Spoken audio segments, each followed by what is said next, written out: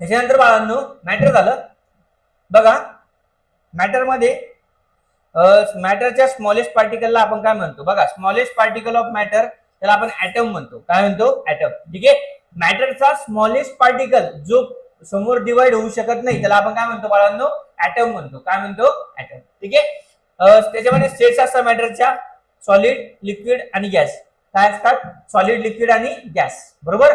मॅटरच्या 3 state, solid, liquid, gas. आता 10वीच्या लेवलला solid, liquid आणि गॅस. ठीक आहे. गॅस सोडता ना तुम्ही, गॅस सोडता म्हणजे वास नाही सोडत, कार्बन डायऑक्साईड. ठीक आहे.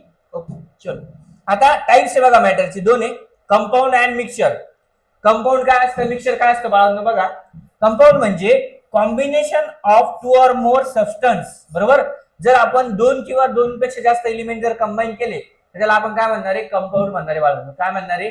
कंपाऊंड. काय म्हणणार आहे? कंपाऊंड. ओके. त्याच्यानंतर बघा mixture, combination of 2 or more substance is called mixture. बरोबर. 2 किंवा 2 पेक्षा जास्त सबस्टन्स जर आपण एकत्र आणले त्याला आपण काय म्हणणार आहे? मिक्सचर म्हणणार आहे. काय म्हणणार आहे? मिक्सचर. ओके. बघा